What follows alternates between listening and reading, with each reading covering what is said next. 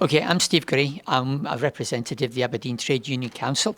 And last year we took a motion to the Scottish Trade Union Congress, which was supported, and that was to campaign for a climate resilient just transition.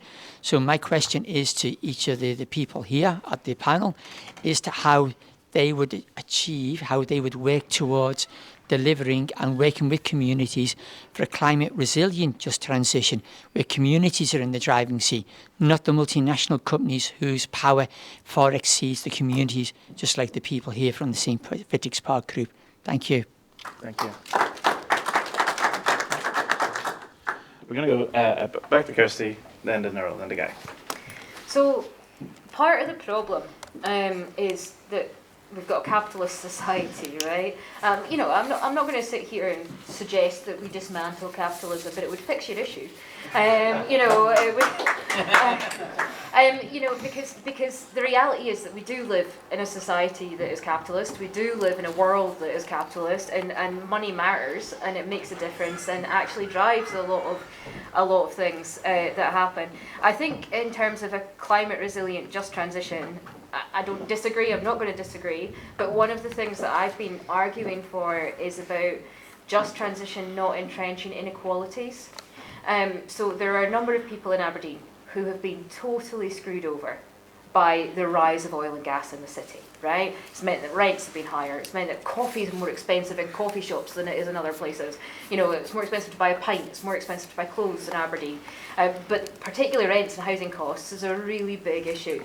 I've said consistently in every conversation that I've had with folk about just transition that entrenching those inequalities is not something that we want to see, right? So if just transition only works for those people that are already rich, that's not a just transition.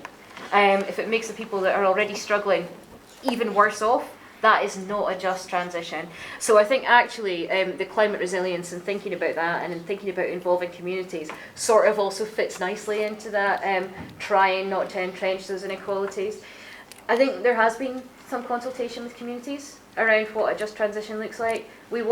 A lot of people say just transition for oil and gas workers. I do think that's important, but a just transition for Aberdeen is what I'd like to see, a just transition for the folk in Aberdeen, a just transition for the communities in Aberdeen. And I think a climate resilient just transition is a very sensible proposition, although I'm not 100% sure how you would go about that. I'd love to hear your suggestions later. Nurul, then Guy. Thank you, Chair. It's a really pointed question, and I think the just transition must happen with communities, not to communities. And I've always advocated that, and Labour Party is advocating that as well. It's working in partnership. Specifically though, GB Energy, one of its remits is to look at how communities can develop their own power, their own energy, small energy projects. And some money has been set aside specifically for that. So those energy projects such as the Donside Hydro, for example, which is a great project. If you don't know it, please go and visit it. Those types of projects and other wind turbine projects that are community owned can be very effective and engage with the community very well. And so it will be through those mechanisms and working with the communities to ensure that the projects reflect what they want to do, and then incentivising communities to create energy projects themselves is how I would bring communities to the heart of this transition. Okay. So I think there's quite a lot in that question. So I'll take it in. I'll sort of take it in parts. I think one of the first things would be looking at security.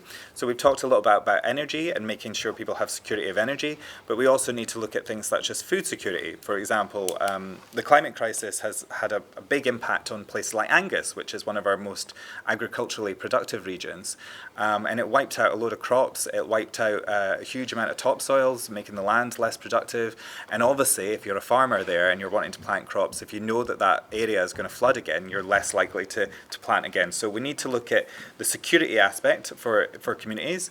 The next bit is the mitigation side of things, so making sure that we have things like flood defences, that we are capturing the water that Scotland is famous for, and making sure that we have issues around drought, etc. We're more resilient communities when it comes to that. And the other one we talked about was planning. And then the fourth would be the economy. So we need to have workers who have more ownership of their workplace.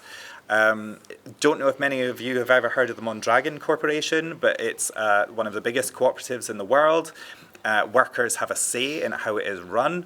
They've even introduced maximum salaries. So I think it was, the last time I read about it, the workers had voted that their managers couldn't have more than 20 times the salary of the lowest paid worker. Most corporations, the chief executive is on 200 to 300 times what the lowest paid worker in their corporation is. So I think there's a lot of different ways to involve the community and to build resilience into community around those issues. It's going to be a very holistic, all-round job, because it's not going to be one size fits all. It's not going to be one thing that will actually build more resilient communities. We need all of those things coming together and people actually pushing to make those happen. Thank you.